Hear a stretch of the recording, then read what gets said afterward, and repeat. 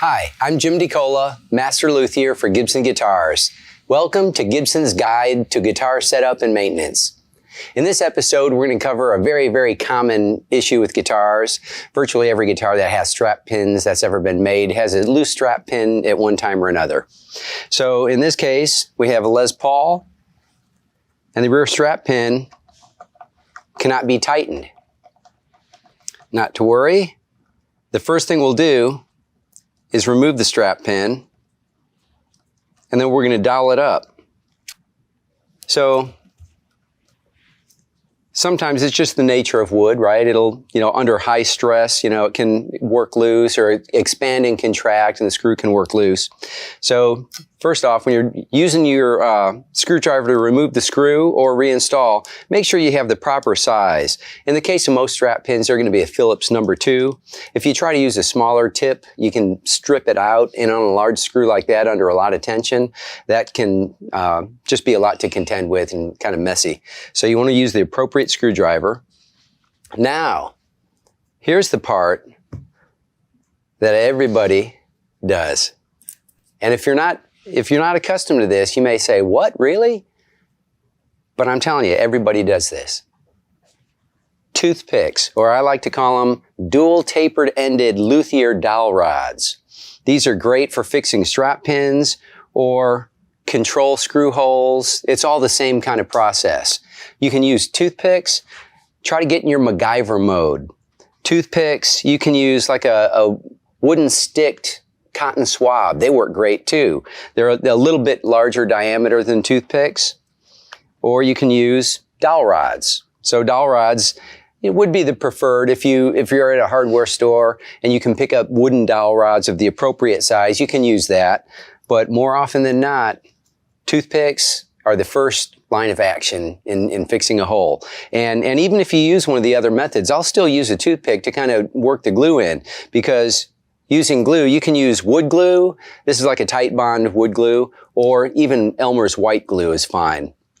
And you're not really relying on the glue to hold the screw. You're relying on that glue to kind of fill the pores of the wood and hold that dowel rod in. So when that glue is wet in the wood, it just kind of solidifies, and then when you go to thread it in, it just forms around it, and it'll actually be a lot stronger than just going into the wood itself. So I will typically take a toothpick and just dip it in the wood glue, and then insert it in the hole, and then just snap it off. And in this case, the size of the screw, you can use a few toothpicks, and for the depth of that, I'm going to grab a new toothpick, and I'm going to do the same thing. I'm going to wet it with the glue, and wood glue and Elmer's glue are both preferred, because if you get a little bit on the finish, you can wipe it off with a damp cloth, and it's not going to hurt the finish. If you use a super glue, you could have the risk of that glue biting into that finish, and that can cause a finish blemish and just be very unsightly. So I'll typically install the toothpicks like you just saw, and then a lot of times what I'll do is go ahead and take the sharp end of a toothpick once I get it tight, and I'll just kind of tap it in until snug, and I'll use wire cutters or just snap it off. If it's too short to snap off, I'll use wire cutters like so. Now that hole is filled, then I'll take a scratch awl. Generally you don't even have to re-drill. You can just take an awl, and in the center of all that, just kind of get that screw started, and a little bit of that glue will squeeze out, and then I'll take that strap pin and just thread it in, and that wood glue will actually act like a lubricant. So you want to do it preferably while it's still wet like that. It'll allow that strap pin screw, to go in easily. And then when you're done, there might be a little bit of squeeze out, and you can use your damp rag to wipe off any excess. There we go.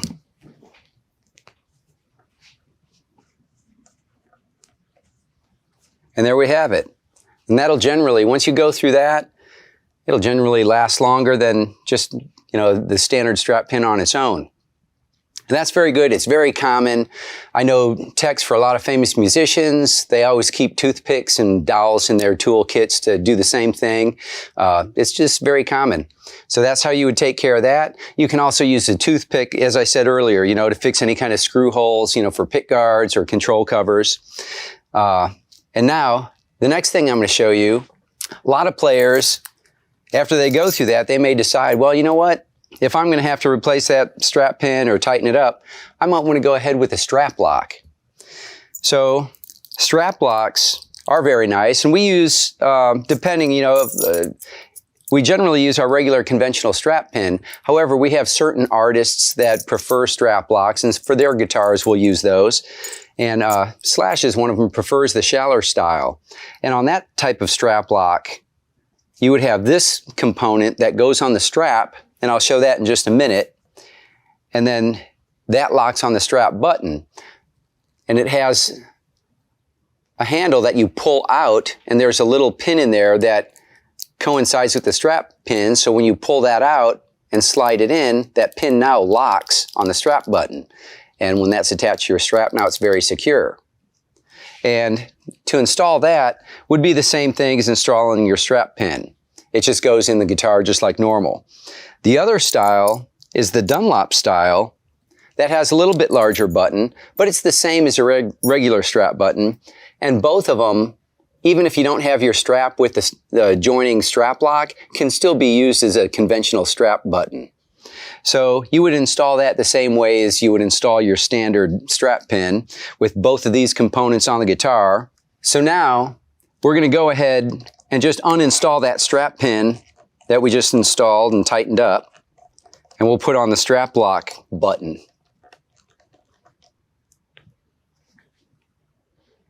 So here I'm going to use the shallow style.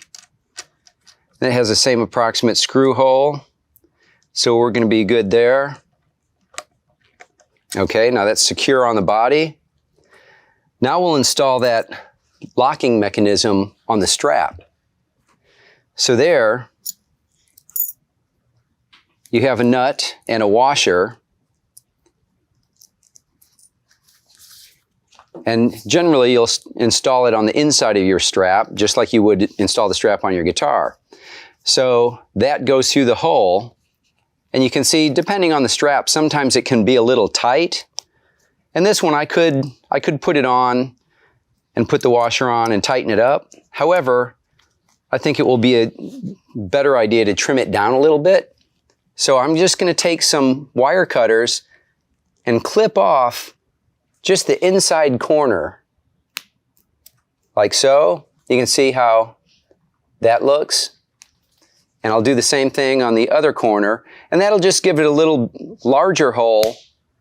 And it's a very easy way to give it a larger hole without trying to cut it or ream it out larger than that.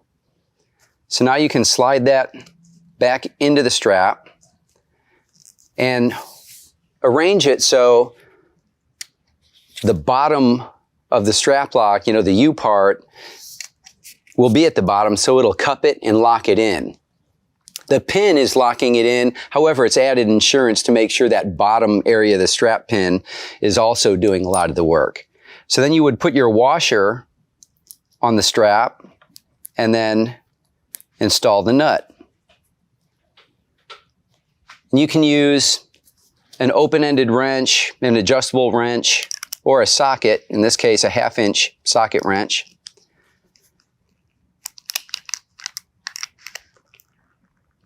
Tighten that down as tight as you can get it, and now we have the lock installed on the strap. And how it works is you slide that strap pin over the button, and then you pull out this little handle. And it's spring-loaded, so you pull that out, and now it's locked onto the guitar. So that's very, very secure. And then of course you do the same thing on the top strap button as well. So there we have the shallow style.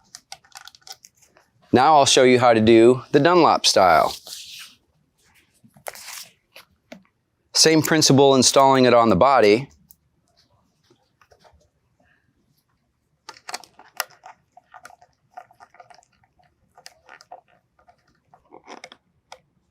Okay, that's locked on the body. Now this arrangement is a little bit different.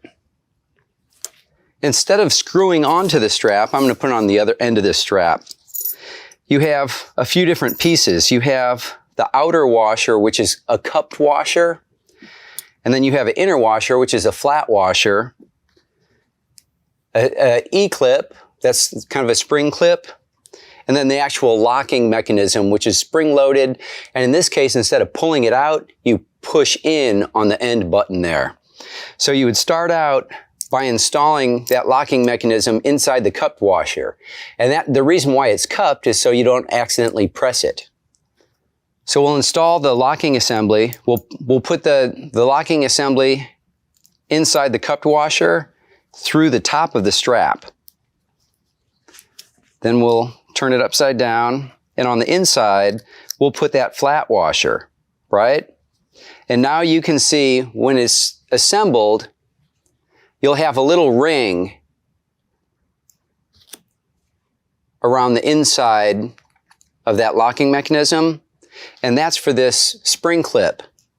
So you'll put that spring clip in that slot, and then you will take some pliers or needle nose pliers or regular pliers. In this case, I'm using needle nose, and I'm going to grab the outside of the locking mechanism and then press that C-clip until it locks in.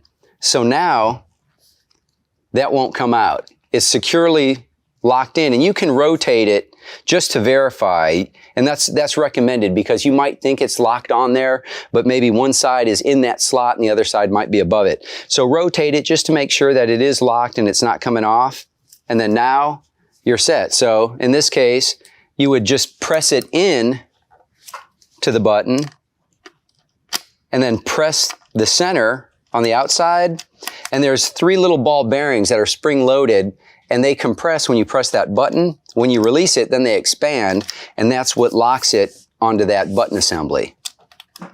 So there you have the 2 methods for attaching the 2 most popular strap locks on our guitars. Thanks for watching, and stay tuned for the next episode of Gibson's Guide to Guitar Setup and Maintenance.